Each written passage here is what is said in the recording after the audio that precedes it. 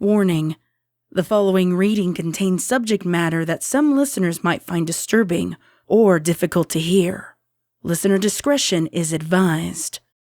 If you or someone you know has been affected by the real-world themes portrayed in this production, please follow the links in the description for agencies and organizations that can provide practical help and advice.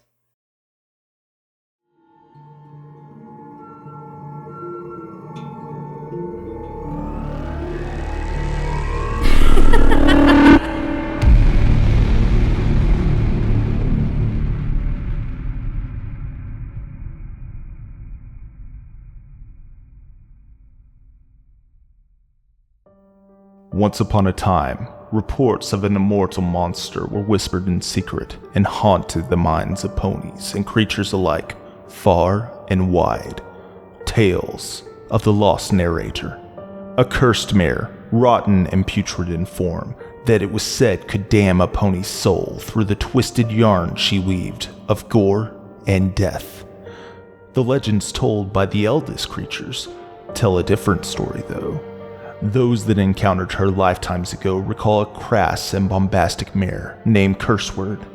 You see, she began as nothing more than a simple storyteller.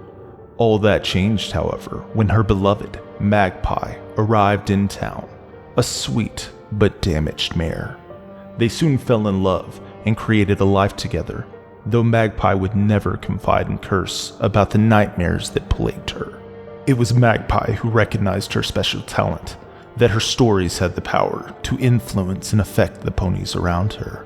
Magpie's past soon caught up to her in the form of Ink Dye, a former controlling and jilted lover. With the intent to reclaim her little bird, Ink married a stallion in town with a young colt to use for cover while plotting to take Magpie back. The sight of Ink with her new family enraged Magpie, and fueled by revenge, she manipulated Curse into using her talent on the foal. Ink was sent to prison for his murder, where official records list her as deceased. The same prison that was later closed for unethical magical experimentation being performed on inmates. Racked by guilt, but not understanding the talent or the power she wielded, Curse plunged into a mental spiral, and, at her lowest point, unknowingly banished Magpie to another realm. Determined to find her beloved and correct her mistakes, Curse searched for years, but to no avail. As decades became centuries, Curseword's heart grew bitter and resentful with each damned pony she left in her wake. All the while, though, unbeknownst to her, Magpie watched from the other realm, gathering the souls of Curse's victims, with the promise from a dark and mysterious being that they could reunite her with her love once she gathers enough of them.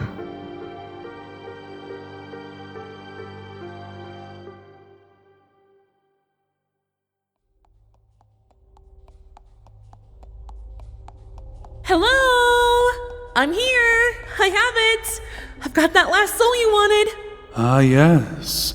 It looks like you finally completed your task. I've waited so long for this. I know it was wrong, but I'd do anything to be with my Cursey again. So, here, the last soul you asked for.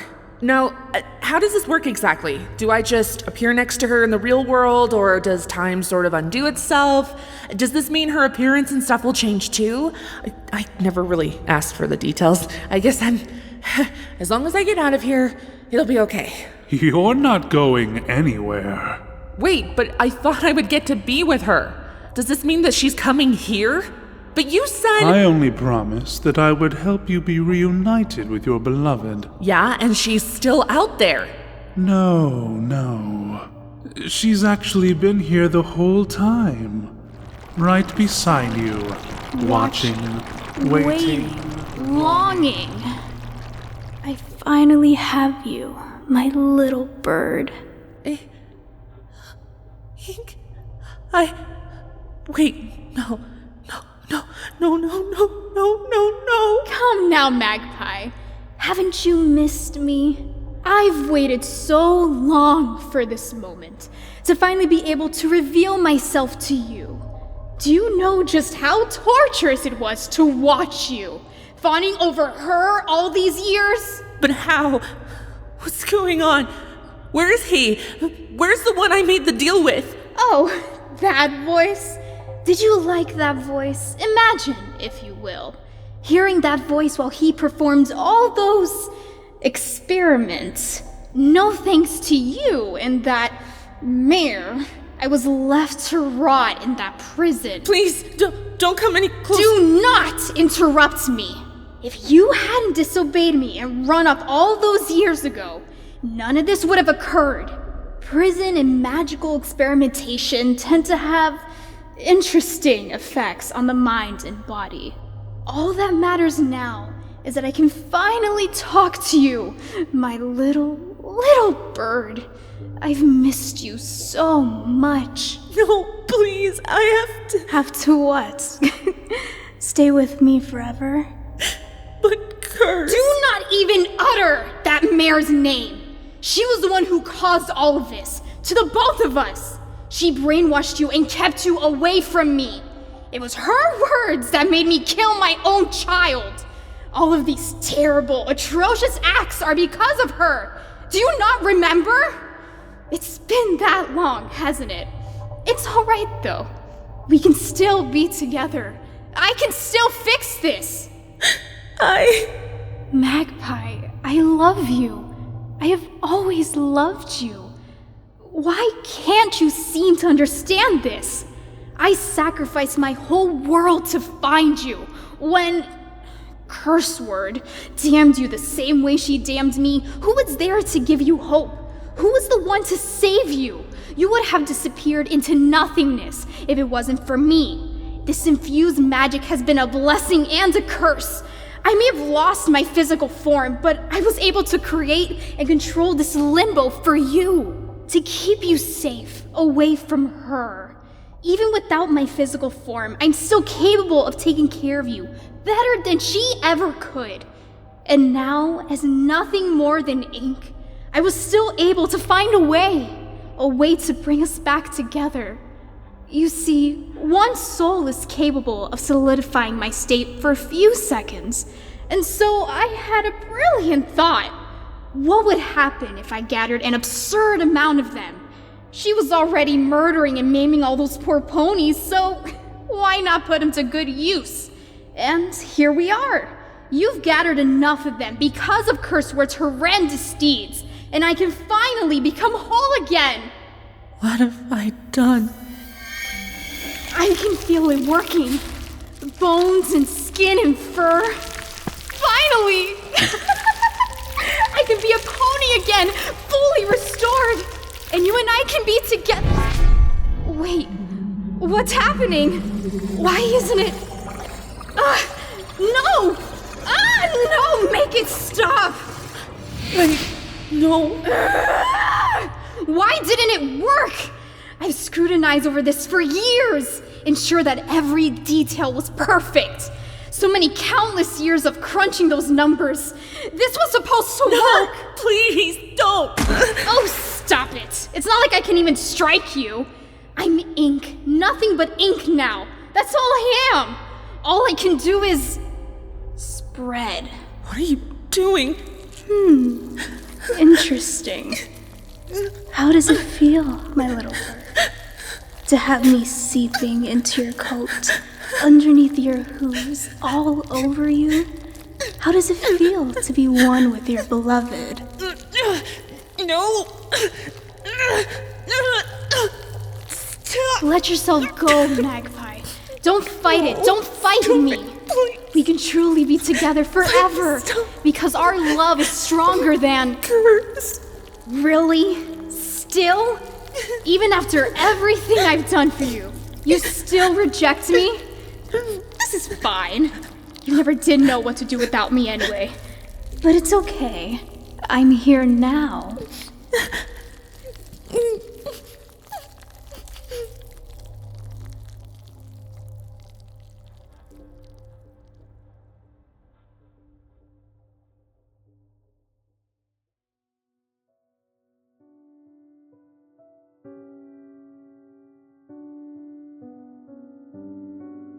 How long has it been now? Decades? Centuries? It doesn't feel like all that long ago, but god damn, it's been a very, very long time. The years have been hard and the changes, well, severe, but nothing I haven't earned, I suppose. This old horn rotten through and punctured with holes. This cold, monotonous heart pounding through putrid flesh and mangy patches of hide. And only these jaundiced yellow eyes to stare back at my reflection. The crimson irises aglow like fire. This immortality seems to be my own personal curse for killing her all those years ago. It's not like any of this even matters anymore. She's dead. There's no point in lying to myself.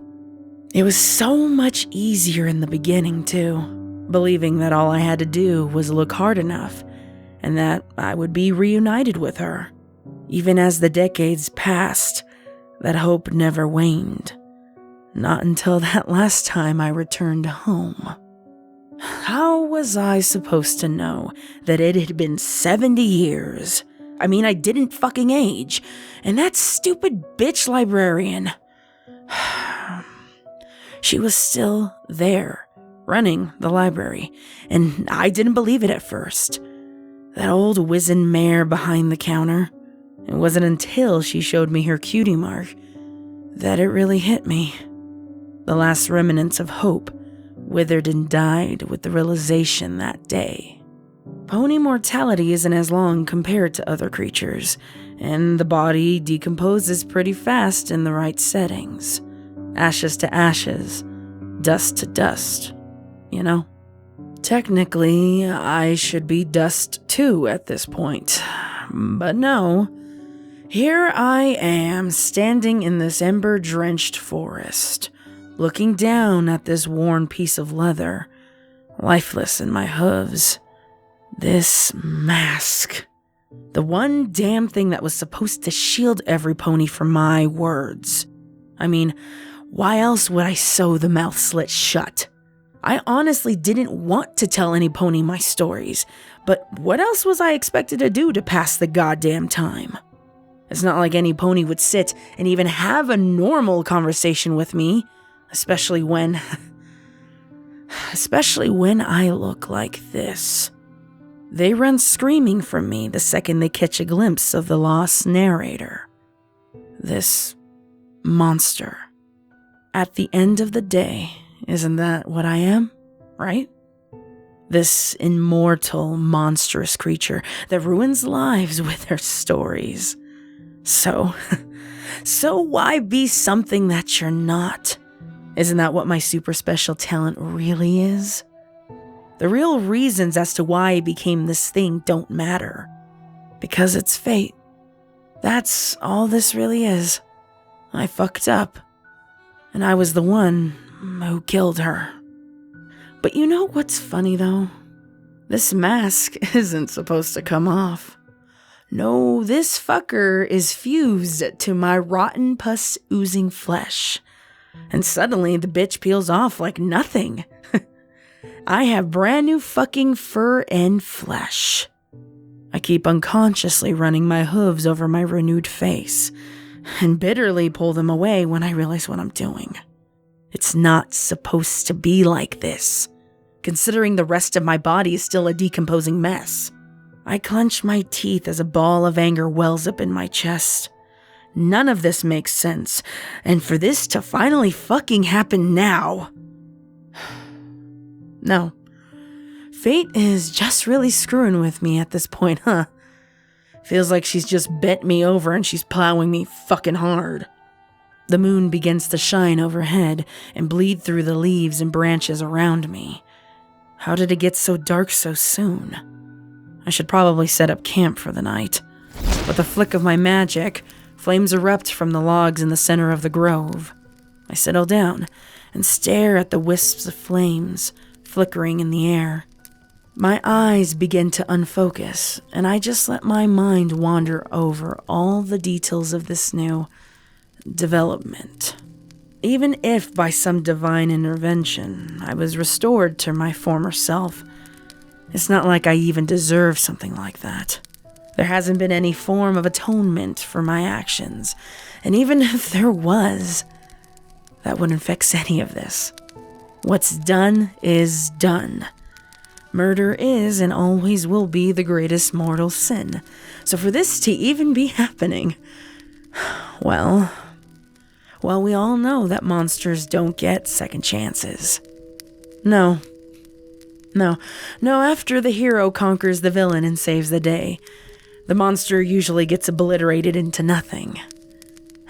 What I wouldn't give for just that. Nothing. For everything to just go black, and for my existence to cease. You would think that I would want to just die, because then maybe I could see her again. But I don't even want that. Fate wouldn't allow that. I don't deserve to see her again, especially after everything I've done. I mean, what would I even say to her if I actually got that chance? No, to dissipate into nothingness is all I crave at this point. I blink and readjust my eyes as my hoof slowly reaches out to the flames before me.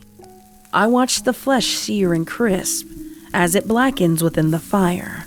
The stench of rotten cooked meat fills my nostrils.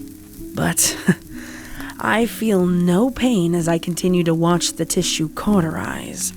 Chunks of fat beginning to fall from the limb, and soon all I am left with is charred, hollowed bone and hoof. I pull the hoof away from the inferno and just stare.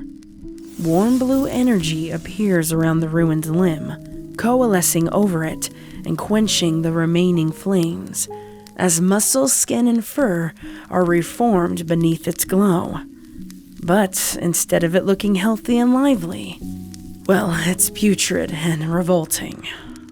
Like I said, this fucked up version of fate is railing me super hard. My ears swivel towards the sound as my eyes remain locked on the fire.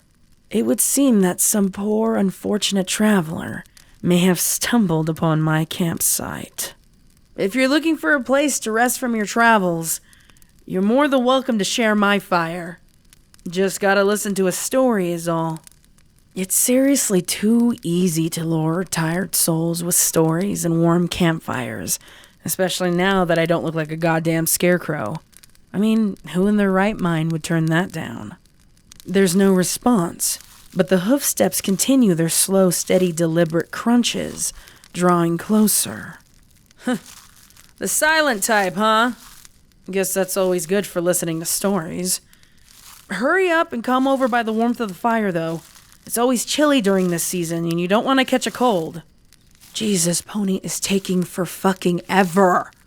Seriously, I could have been halfway through my story by now if this cunt wasn't taking their sweet time. Maybe this pony is actually being cautious, though. Unless they're trying to get one up on me. That happens from time to time. Idiots seeing a lone pony, thinking that she would be an easy buck.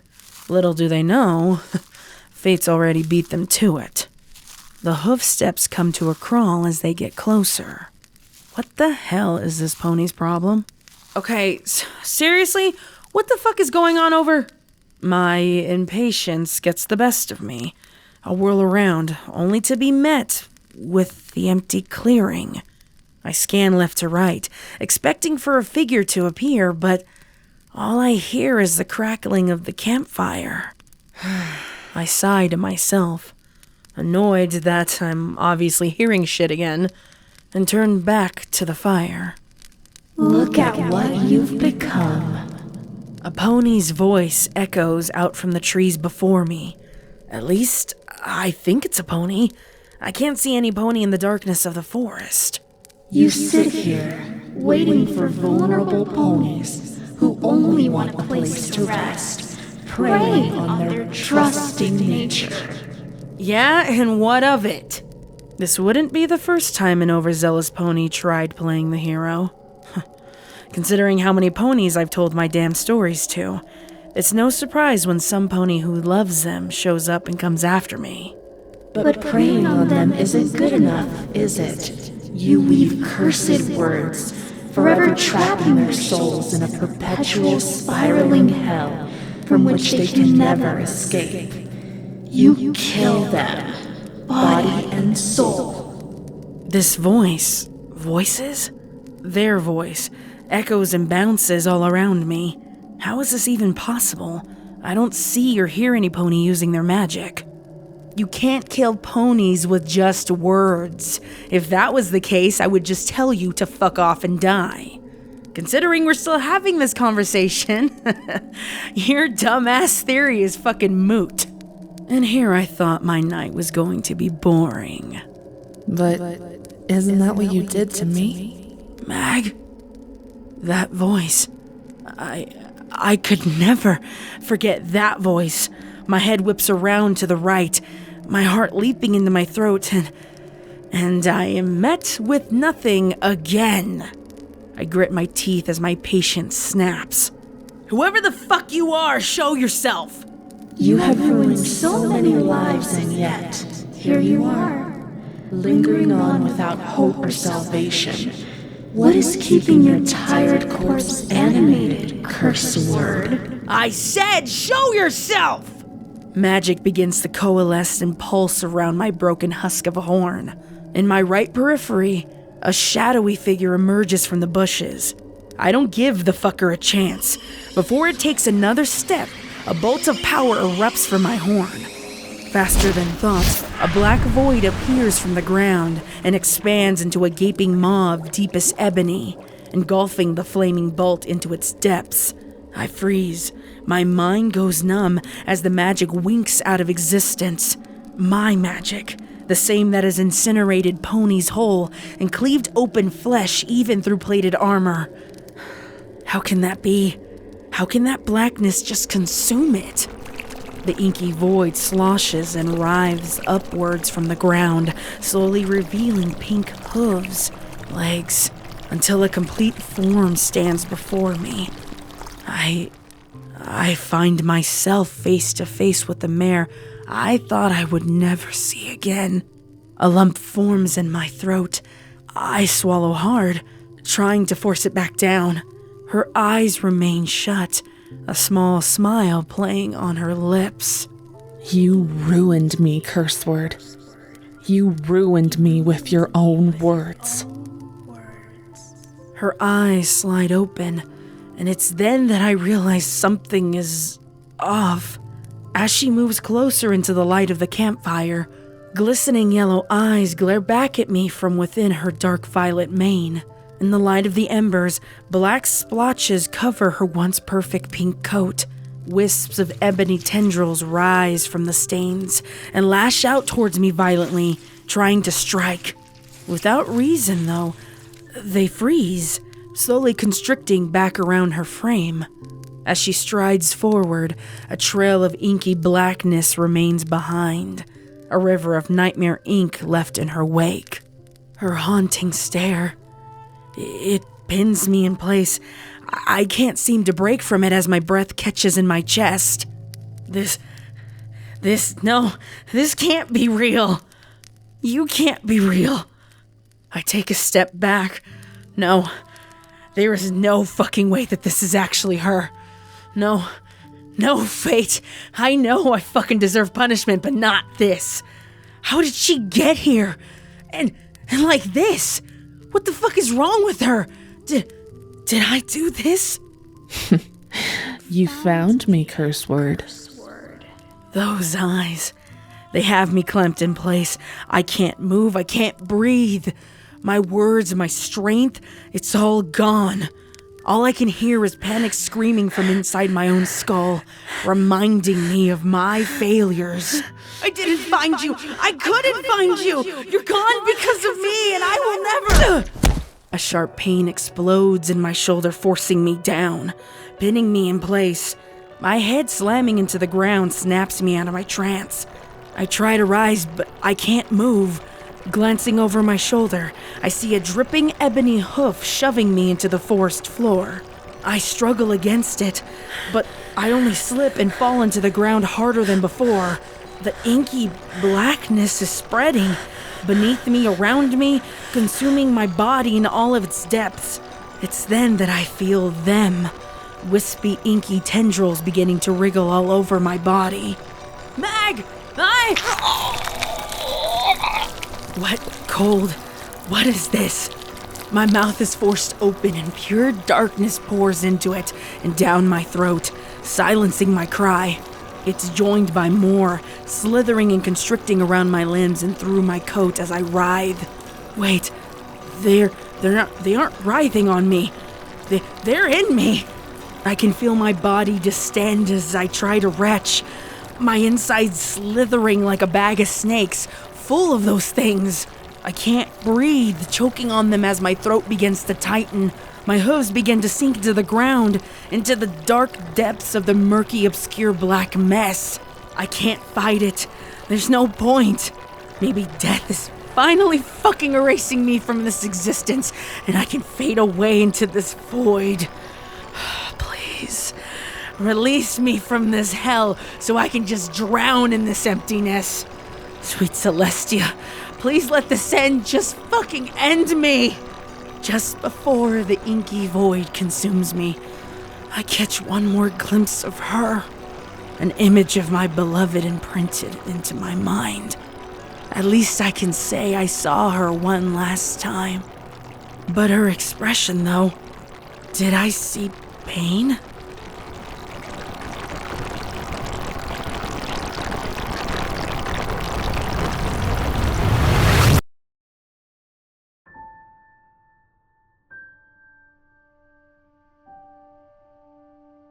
The sweet scent of lavender washes over me. I take in a deep breath, and it fills my lungs, spreading a warmth inside my chest. It's her scent. She always smelled of sweet lavender. I remember times where I'd be working on a story, and she would try to sneak up from behind to hug or tickle me. Her scent would give her away, though, before she even got the chance to get close. Hell, sometimes it was so strong, the smell would engulf the whole room the moment she walked in. It's a bit odd, though. The fragrance is so intense right now. Like she's right here next to me in this darkness. Dear Luna, how I miss this. My lips curl into a faint smile as the distant sounds of birds? Wait, birds. Why are there fucking birds here? I try to open my eyes, but a gentle pressure keeps them closed. The world shifts and turns around me in a dizzying confusion, one where I can't find my bearings. Gravity suddenly reasserts itself as I flop down roughly onto something soft, warm. I realize that I'm laying on what feels like a bed. The pressure on my eyes fades to nothing, and I can finally open them. The light is blinding, though. I wince and reach up a hoof to rub them softly. I push myself up and glance around. Wait, am I? I slam my eyes shut and shake my head. No, there's no way that's possible. I was just in that forest.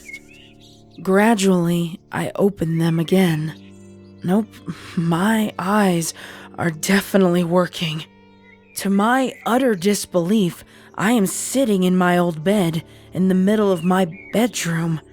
It's morning, the sun's out, pouring in through the window, and the birds are chirping like they couldn't have a fucking care in the world. I glance down at my body, and my heart nearly lunges out of my chest. My body, the skin is taut and the fur soft to the touch. I catch my breath as I try to process what's really going on. It's then that I realize I don't smell the lavender anymore. How in the hell? I fling the blankets off and leap out of bed, inspecting the room. It's just the way I remember it. The bed, the dresser, the nightstand. My mind races. How is this logically possible? I gallop down the stairs to inspect the rest of the house. The living room, the kitchen, everything is just as I left it all those years ago. Nothing appears to be out of place. That is, until I catch a glimpse of the picture frame resting on the coffee table in the living room. A lump forms in my throat as I pick it up with my magic, hoping and praying it's how I remember it. This picture. I know she and I are supposed to be in this, together. It was taken right before she moved in with me. She was so jittery and nervous, almost like she was terrified of overstaying her welcome. She kept second-guessing herself so much around me. I could never understand why she was like that. Hell, I was the one who insisted on her moving in. I mean, she was homeless at the time. How could I not offer? I remember that far-off glazed look in her eyes. After she and I had moved in what little she had into the house. Something was wrong, but I couldn't nail it down, no matter how hard I tried. She just didn't want to talk about it. She wasn't ready to let me in. In a last-ditched attempt to try and cheer her up, I pulled out the camera and told her we should snap a photo together. A little way of always remembering her moving in. She finally seemed to relax and came out of her daze when I pecked her on the cheek and snapped the photo. My eyes close and I swallow hard. Things were so much simpler back then, before I lift the frame up to eye level and open them. The photo tauntingly reflects back at me from under the glass, and I feel the lump fall into the pit of my stomach. Of course she's not in the fucking photo. Hell, there's not even a spot for her anymore. I'm dead fucking center, just smiling back with a dumbass expression on my face. It's been years since she's been in this photo, or any photo for that matter. All of them in this house changed that fucking day that I... Fucking to think, I honestly thought things were gonna be different for once. I shake my head as I place the frame back down on the coffee table. Of fucking course it would be like this. I'm going to relive this reality over and over again, aren't I? The one where I just never find her. Where I made her stop existing. It's been so fucking long that I sometimes even wonder if she was real at all. Maybe my mind is just fucking fractured. Maybe she's just this mental fabrication. Am I fucking insane? Is this just my way of coping with everything? This immortality that I've been cursed with, the way fate keeps fucking me over. I seriously feel like any fucking reality is possible at this point. I take a deep, shuddering breath. This is fine. This is all fine. It's not like I had control anyways. Maybe I should just go back to sleep. At least fate gave me a bed to rest in between getting fucked. I glance back down at the picture one last time. But it's then that something catches my eye. Something I missed at first glance. I ignite my horn and elevate it closer, when I notice a little black smudge on the lower edge of the photo. My eyes narrow as I stare at it for a little longer. Who spilled ink on this? I lift my head and glare at the door. Really? I glance over at the clock. Who the fuck shows up this early? I have no clue what day it is, or the year for that matter, but whoever is behind that door can just sit and spin. I'm not going to answer the door. Oh, it's fucking on now. If this persistent ass clown isn't going to leave until I answer the door, then I'll answer the motherfucking door. Trotting over, I feel a slight headache coming on. I fling it open.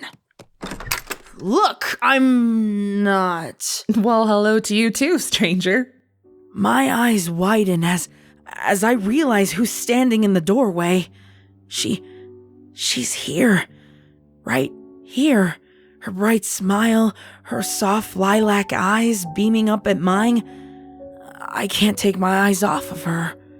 No fear or looming danger lingers in the air like before. It's just her. She's real. She really is real. Her head tilts slightly, her expression melting into confusion. Of course I'm real.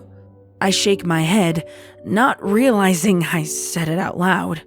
Sorry, I mean, hello? Wait, did she just call me stranger? My heart twinges with pain. I look away from her, trying to wrap my brain around what is really going on. Stranger.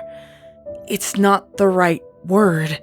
It's this horrible expression that shouldn't be coming from her lips. She's supposed to be here in this house with me. Is everything okay? I can come back at another time. No! God, I am fucking this up left and right. I rub the bridge of my eyes with a hoof and take a deep breath, trying to soothe my nerves. No. You're fine. I'm sorry. I just woke up. Had a rough night? You could say that. Well, I wanted to come over and meet my new neighbor.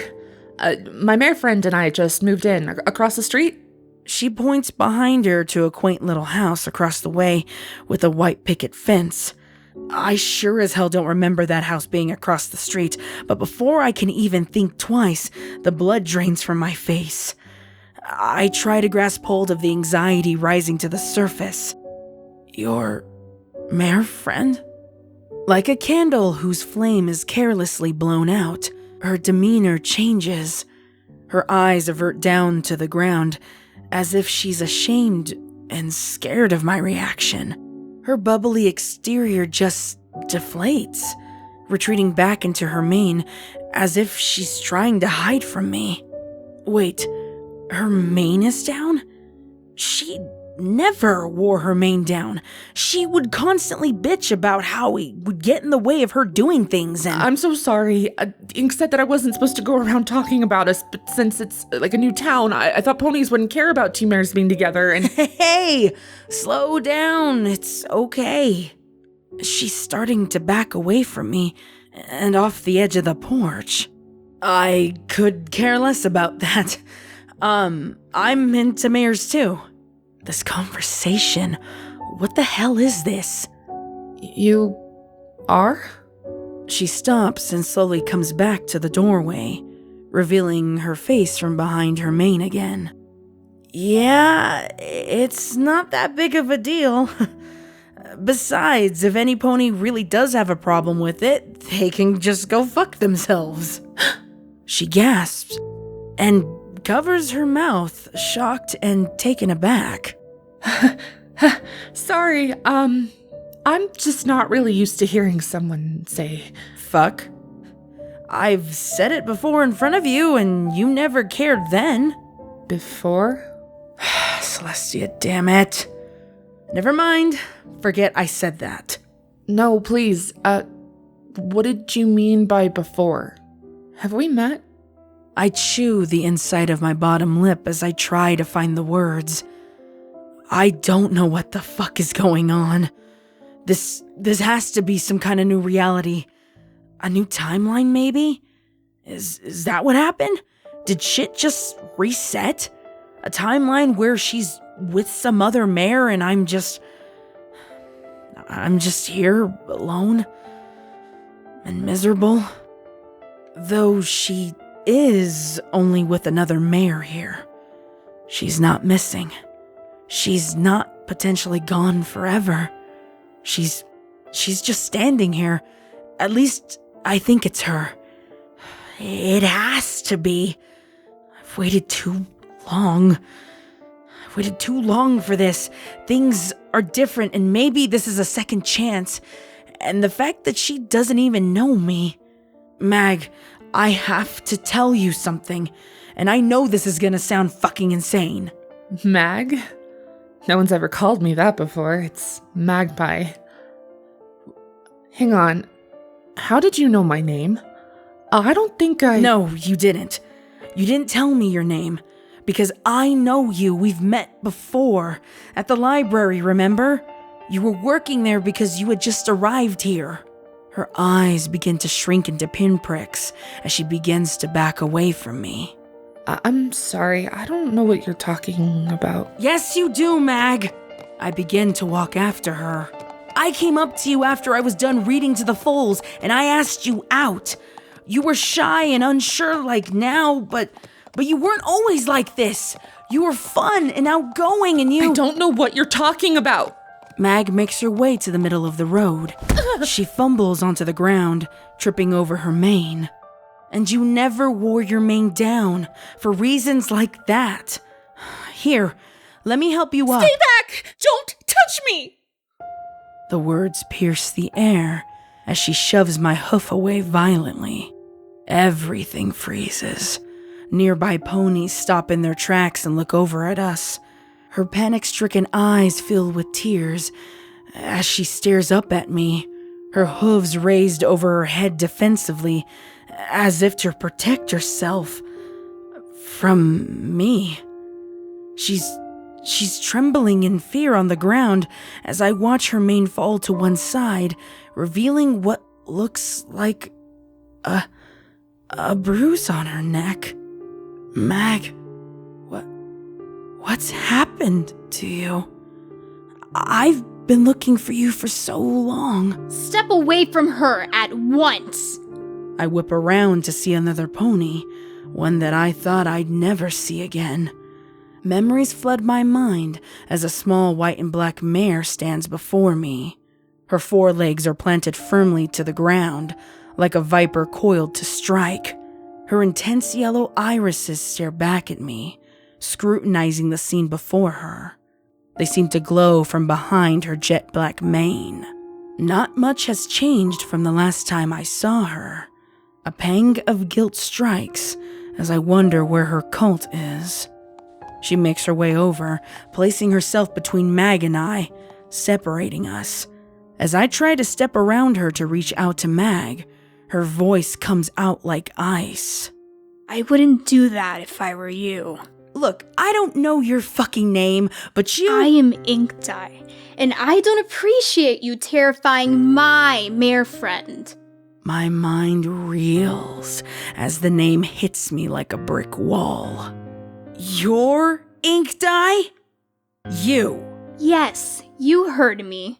Now if I were you... Mag! This little scrawny bitch is Inkdye? Mag's eyes are locked on mine as Inkdye begins to help her up. I feel cold pinpricks spread across my coat as the pieces finally click into place. I knew it! I fucking knew it! She hurt you, didn't she? I shove a hoof in that bitch's face, locking my eyes on Mag's. Why the fuck didn't you just tell me? So many sleepless nights, just staying up with you, comforting you with all those fucking nightmares. All because of this little cunt? I could have handled her myself. All you had to do was just tell me. Trust me. I knew I should have pried more. I don't know you. Mag retracts back into her mane. I clench my teeth. Enough is enough. I channel power into my horn and shove Inkdye away from Mag. Ink flails through the air and I take a step closer. But she cowers back as I come face to face to her. Mag, please, you need to listen to me. I have to tell you a story, okay? About us, and how we were supposed to be together. I beg as I reach a hoof up to her face. Her shaking form remains rooted to the spot as tears flow freely from her eyes. Just as I'm about to start, I clear my throat and take a deep breath. It's then that I realize she doesn't smell of lavender. I think you've told enough stories. Without warning, obsidian tears through the world around us, melting everything into puddles. Mag's form begins to dissolve and fade into the void as I scream out, "No, I just found her. You can't fucking take her from me, Fate. Not now. I know what I'm supposed to do." I feel inky coils wrapping around me again, dragging me down. They rend and shred at my new flesh, and searing pain floods my senses. Pain. Mind-ripping, bone-jarring pain. It's been so long since I've felt pain, but this is beyond anything I've encountered before. The fur on my chest peels off in large swatches, rotting muscle and sinew bursting from underneath as the illusion shatters around me. My muzzle and face burn as if drenched in acid as coarse leather forces its way up from beneath my fur. A silent scream racks my form as the agony of lifetimes washes over me in waves. The pristine fur of my former body raining onto the floor in tatters. My shrieking quickly dissolves into shrill howls as I inhale, feeling the frigid air impale my wretched innards. I wriggle and flail, trying to fight back, but the dark coils hold me in place like stone. The smell of rotten decay overwhelms my senses. Soft moans and whimpers escape from my muzzle as I hang broken in the dark tendril's grasp.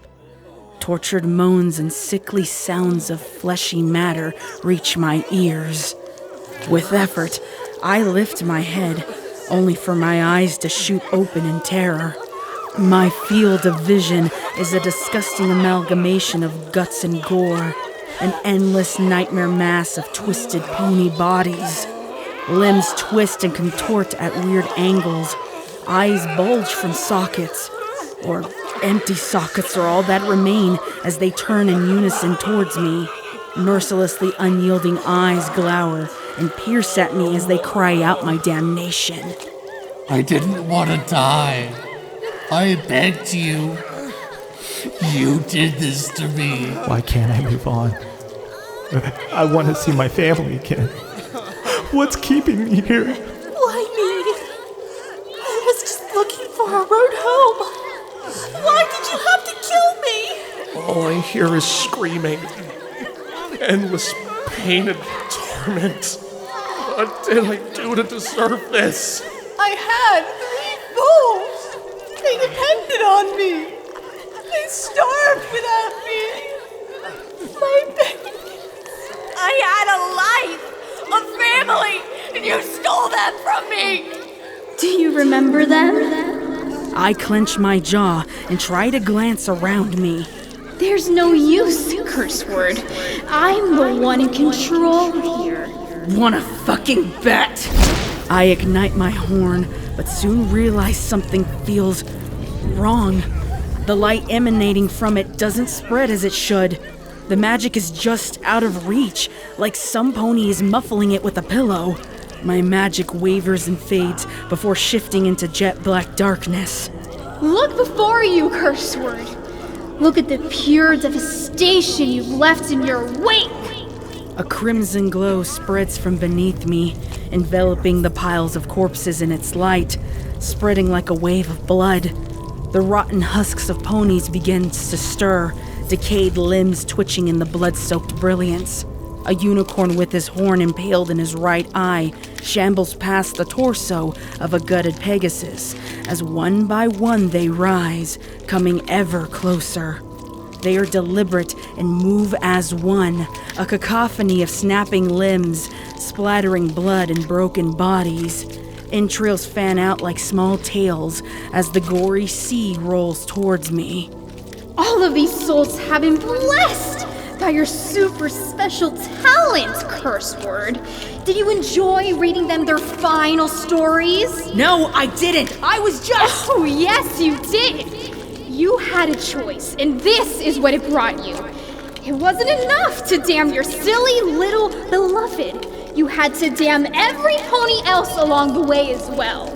One has to think, If beloved saw you now, would she even have the compassion and patience to love a murderer like you? Shut up! A killer who dismembers. A psychopath who deceives. A beast who rampages. A sinful degenerate like you who finds gratification in the slaughter of innocent lives. You think I got off on killing all these fucking ponies? I never wanted this! Your actions speak otherwise.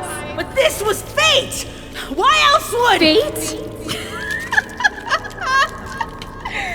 Fate is something for foals and fillies hiding under their blankets. It does not exist. Fate is just a sad excuse for the weak-minded. Only ponies and their decisions exist. Their damnation, their pain is because of you. It's your fault that she's gone. It is your fault that all those ponies are dead. And you will never find peace. And you will never find Magpie. Simple as that. I didn't choose my fucking cutie mark, you stupid bitch! There really is no fate. This really is my fault. I didn't ask for any of this! No, but I didn't do anything to stop it either. They were the ones who chose to listen to my fucking stories! But I didn't have to kill all those ponies. None of this is my fault, because I'm a victim of fate! This is my curse. I will bear it alone. No matter what lies you scream, curse word, I can hear the truth within your rotten heart. Ink's voice echoes off into the distance as the corpse's excruciating wails drowns her out. It's then that I notice a faint blue light shimmering in the murkiness. It drifts in the air, moving closer to me. I watch it carefully, not sure what to make of it. It reaches my snout and lands gently atop it. The aura intensifies as it spreads across my snout and over the rest of my body. I slam my eyes shut against the brightness as the glow engulfs me. I feel a sharp tug behind my navel, and my hindquarters are yanked skywards as my limbs are ripped free from the ebony tendrils. The world fades into a soft blue. Exhaustion overtakes me. Up, down, nothing makes sense in this void as I spiral along in the light's warm embrace, surrounded by the sweet scent of lavender.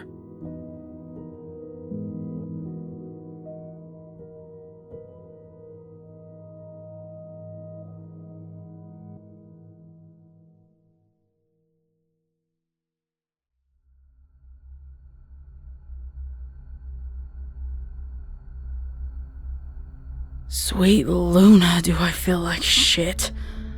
How long have I been out? My eyes slowly flutter open. I feel the cold, slimy surface of the floor beneath me as I focus the rest of my senses. A murky void of indistinct grays surrounds me, fading into blackness towards the horizon. Picking myself up off the floor, I rub my head with the forehoof, wondering where the fuck I am now. It should be obvious at this point, curse word. I don't recognize this voice. I tense and slowly turn my head, glancing back over my shoulder. Of course there's no one fucking there. There's never any pony there when I fucking look. So, what's your story, cockwaffle? I brush off the murky residue from my cloak.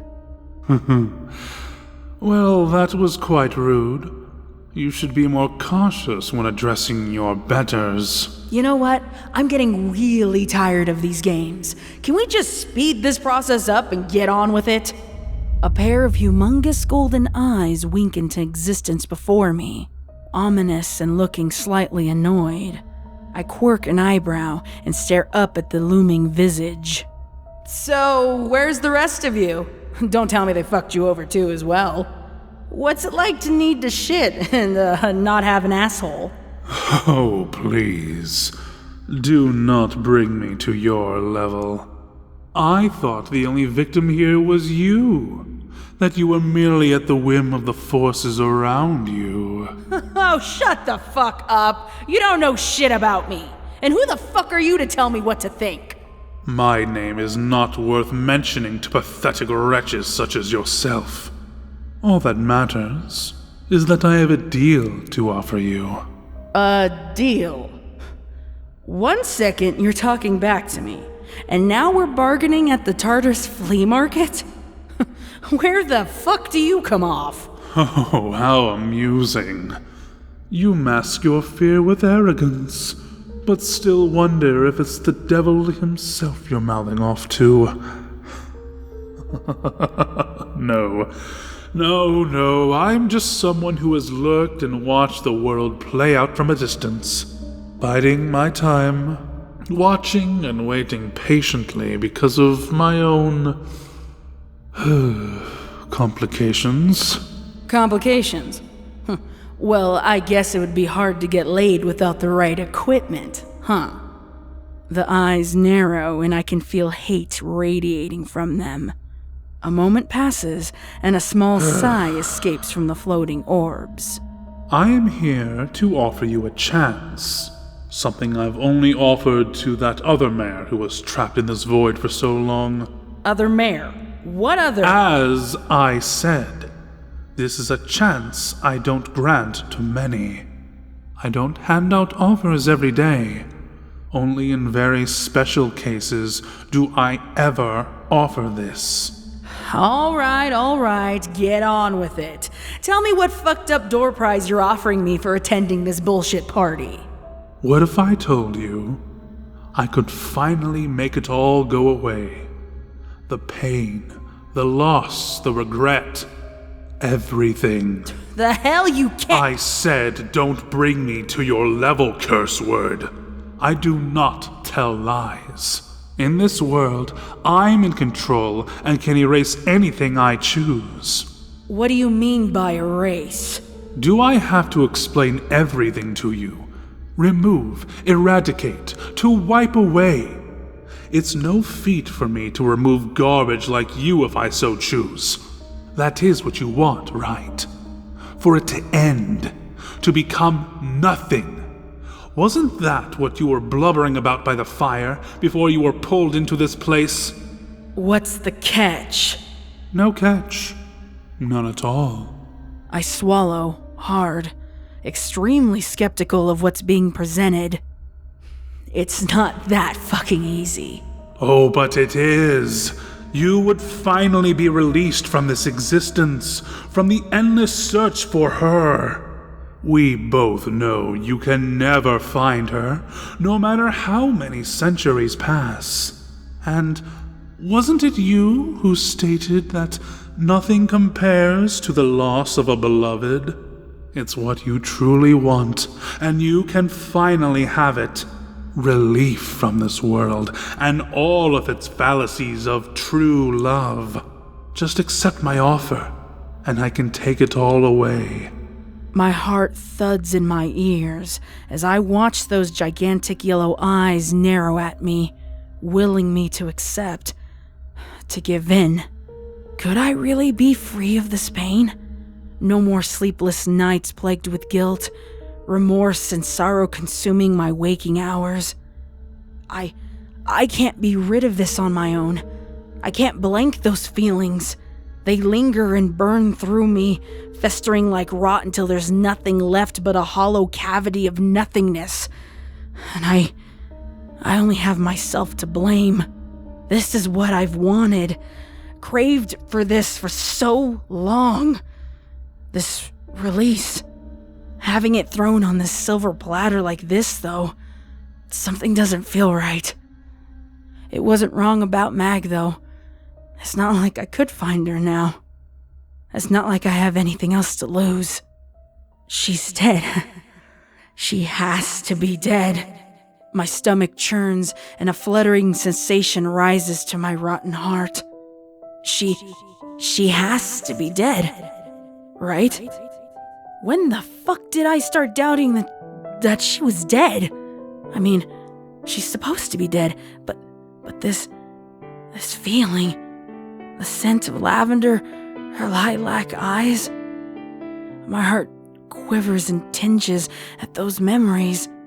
A sensation swells inside my chest, one that I haven't felt in so long. Hope. How could I forget this? What it really meant to love her? When did I forget what she meant to me? It doesn't matter now. There's no way I'm going to do that again. I love her, there's no denying that. The real question here, though, is why the fuck does that thing want me gone so badly? I stare up at those golden eyes, cogs turning in my head as I try to make sense of all this. Even if she is dead, and I'm damned to remain like this for all eternity, I will never give up my search for her. I'm so fucking tired of all this shit, being fucked with and played with. They could tear me apart, pull me down, and drag out this pain, but I will never stop. It's my fault she's gone, and by Celestia's burning mare heat, I will figure out a way to right this wrong, so fucking help me. I shake my head, a rictus smile stitching across my face. Hey, piss eyes! You can take your offer and shove it up your non-existent ass!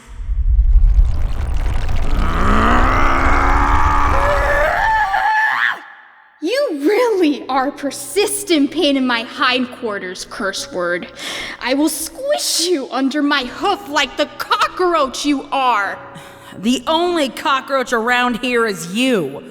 Of all the ponies I cursed, why is it a cunt like you, who actually deserves to get her shit kicked in, that's the one bitching me out endlessly?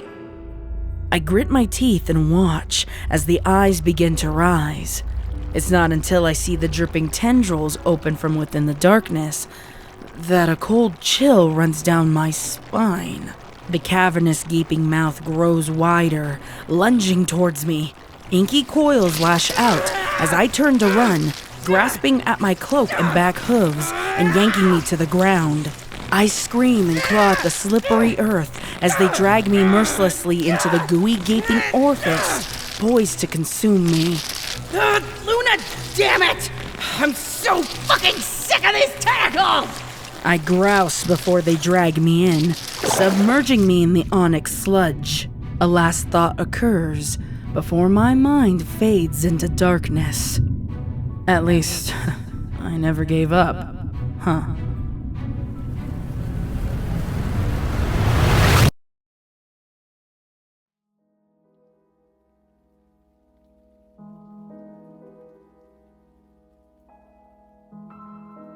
I slowly drag my hooves down the walkways of this town. I've been so mentally exhausted as of late. It's a miracle that I'm still finding the strength to make it to work. It's the same old thing each and every day. Get up, go to work, come home to her, rinse and repeat. It seems like all I ever do now is work. The long, unending hours. So I can provide for the both of us.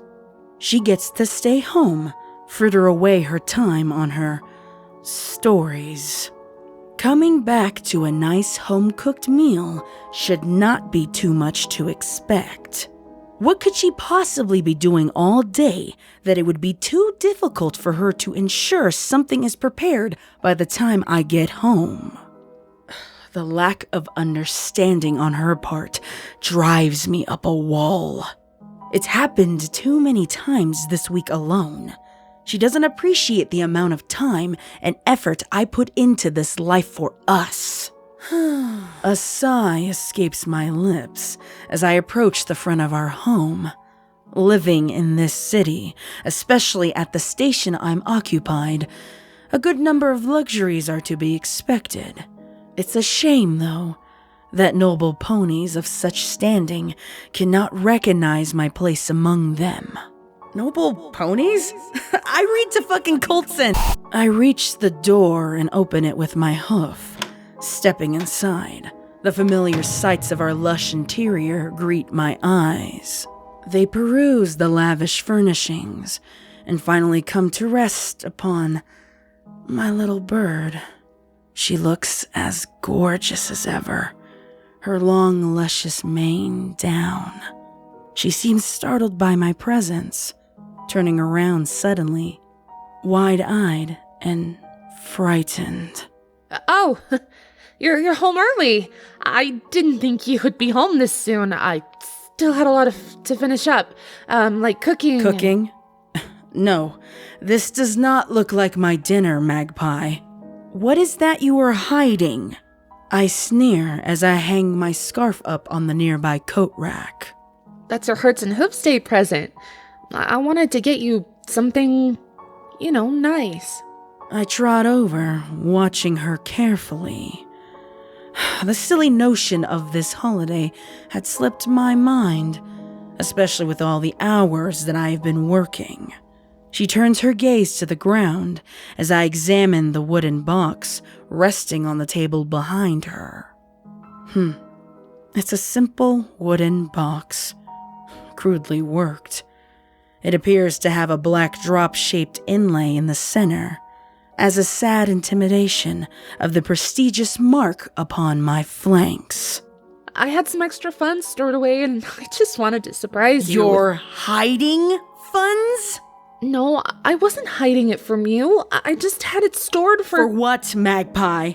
How did you even get the funds for this?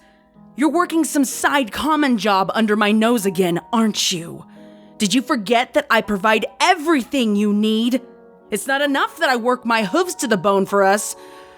No, you have to spit on that, working like a common mare.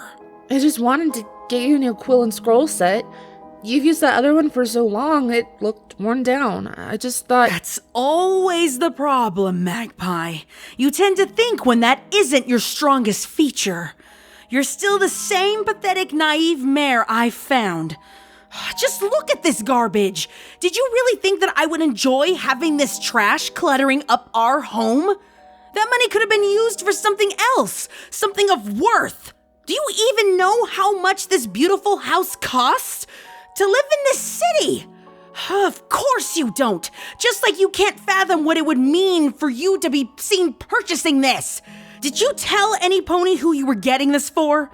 The last thing we need is for any of the ponies in my circle finding out that we're... You weren't thinking. Per usual. You never do. No, I wasn't thinking. I should have told you about the money. I'm sorry. I didn't mean to upset you. I wanted to do something special for you. Something special? Do you even understand how stupid that sounds? I've already told you what I expect of you, and trash like this is nowhere near on that list. You were supposed to stay home and enjoy all of this. You literally have everything you could ever want. Why do you continuously disregard my wishes? Please, I didn't mean to make you mad. It was just a gift. Just a gift? This stupid little box could have cost us our future. I have worked too hard to let some old bigoted aristocrat take away everything I have labored over because of your incompetence. Why am I so angry? My fur bristles, but I take in a calming breath, refusing to let her stupidity ruin all of this.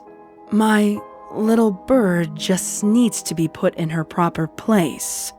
What pony would not want the riches, the glory, even if we were only ever seen as best friends? What? Best friends? I grip the box in my hoof, offended by the touch of such rough, hewn filth beneath my fur. Her eyes fill with a panic, and a jolt of excitement runs down my spine, and my heart begins to pound in my chest. I need more. So much more of her, of my little bird. I hurl the box at her chest, anticipating the impact, the delicious scream to follow. What are you doing? No, put that down!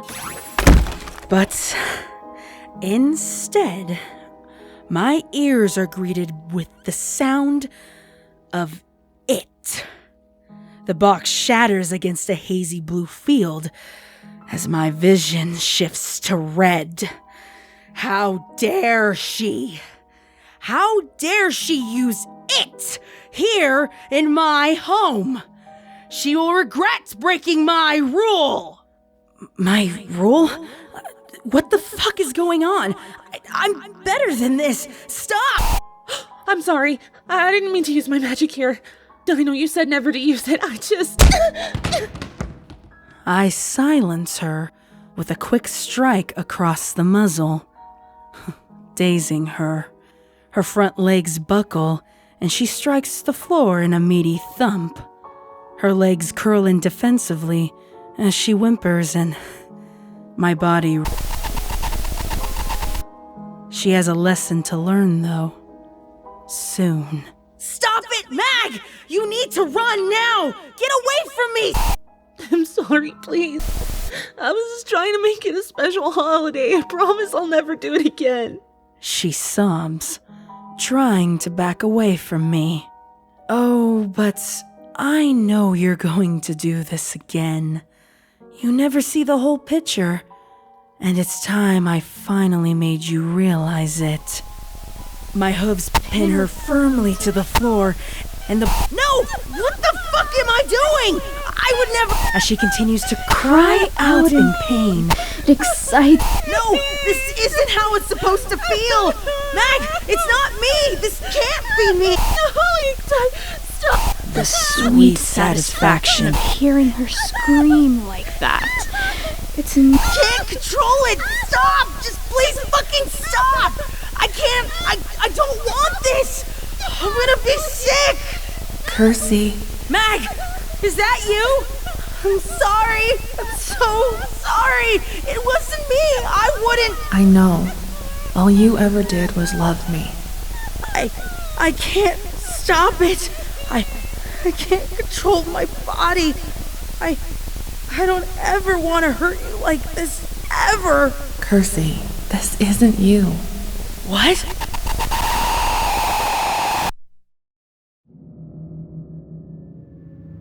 I'm done. I'm done with all this fucking bullshit.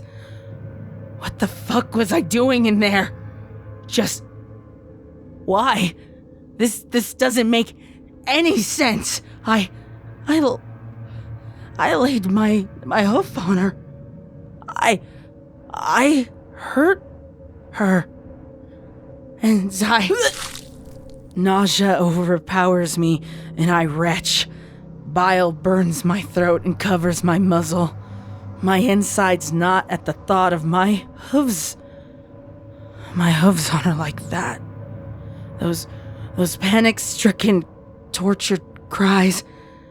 And my body, why did I feel like that? I liked that. My stomach churns and seizes, and another wave of bile explodes from my mouth again. I really am a monster. No, you're not. That voice, her voice. Why has it come to haunt me now? I don't respond, curling deeper into myself, burying my face in my hooves. Hoof steps approach, frantic and quick. Kersey, please, get up! No, please. Just stay away from me. I can't do this anymore. Kersey! A pair of pink hooves yank me out of my thoughts, turning me around. A tingling warm sensation engulfs my form and tenderly washes away the grime and bile, and soothes my nerves. The sensation fades and dissipates as she pulls me close. I breathe in the sweet scent of lavender as I bury my face in her chest. She strokes my mane softly, rocking back and forth as she grasps me tight against her chest floof, refusing to let me go. I rest in her embrace, trying to comprehend what's going on. Is this really her? My eyes find hers, and my heart catches in my chest. Her lilac eyes are warm and smile down at me. This is how I remember her. Her mane up in that little silly bun, locks of hair falling gently behind her. Her smile so bright and calm, joy radiating from it. Her eyes brim with tears as she brushes a hoof softly across my cheek. I'm sorry. I hurt you, and I fucked up so much. I don't even know if you're real right now because of this place, but I'm cut off as her lips meet mine. My body stiffens and relaxes. My barrier drops. I feel this. I feel her. It is her. It really is Mag. Her sweet taste on my lips. Her hooves pulling me in close. I almost forgot what this felt like.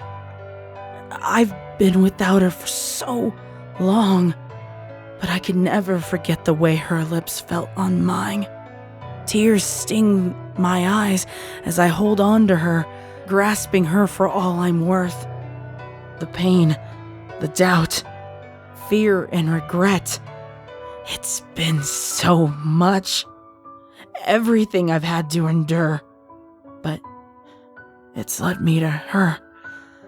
To this moment. I found her. She pulls away slowly. I should have magicked you a breath mint. She chuckles, wiping away a few tears. I relax my grip and lean back so I can sit up and face her. Mag's expression drops. Kirsty, look at me. I don't have much time. She's trying to break you. I fucked up, Kirst, and I can't stop her, but you can still get out of here. I can help you get out of here. There's no fucking way I'm leaving you. I grip her tight, my eyes locked on hers as I try to understand what's going on. What do you mean you fucked up? I don't understand. Mag swallows hard and looks away. She rushes to her hooves and begins to pull me along. We don't have time to talk about— You unfaithful slut! An inky coil slashes out from the darkness, twisting itself around Mag's head, muffling her screams. Mag! She's ripped from my grasp. Her pinpricked irises are the last thing I see before she disappears into the darkness. Where do you think you're going? A single slimy tendril whips out from my left, faster than I can dodge. It blooms and forks into a web of tendrils before enveloping my left flank and side. Pain shoots down my nerves and jolts. The tendrils burrow and scythe into my flesh, yanking and pulling viciously as chunks of hide and meat rain to the floor. The dark web spreads like a cancer, tearing and peeling as it consumes me. A fiery agony engulfs my other senses, becoming my entire world as I scream out in pain. My body collapses in a spasming heap as the tendrils finish encircling me, squirming and writhing over my fur and flesh and creating festering wounds. Over my frantic screams, though, I hear her. Ink, stop it! Leave Curse alone! I rally my resolve and what little strength I can muster to turn towards her voice. I see Mag shouting and screaming, and I think she's reaching out. Waves of pain distort my vision. Vertigo encases my brain and my hearing fades in and out. But I could have sworn she said— Oh, she did say that name, curse word! The pain lessens from a raging inferno to lines of burning embers as the writhing mass of inky blades ceases carving me apart. I hang limp as they lift me into the air, the ones around my neck flexing and contorting, and I'm face to face with it. Those yellow orbs practically drip with disdain as they peer into my soul. My eyes flutter as I struggle to keep them open. 2 inky tendrils slide beneath them and over my eyes, prying them open. I stare at the nightmare before me. A swirling sea of ink rises and undulates around its form, with inky tentacles rising rhythmically from the surface. Wings? I think they're wings. Jut out from where the shoulders should be. They look like dark feathers? Maybe quills? I choke down the rising terror in my gut and force out. Who the fuck are you? The rippling inky void nears mine, and a smile slowly emerges below those yellow portals from hell. Pure darkness is all that greets me from within that gaping maw. The breath that emanates from within smells sterile, almost chemical, but it's also familiar. Cold and sharp, it stings the open wounds on my face. I am ink dye, curse word!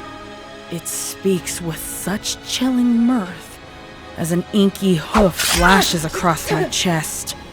It contorts into a mass of slicing inky blades before thrusting into my chest cavity.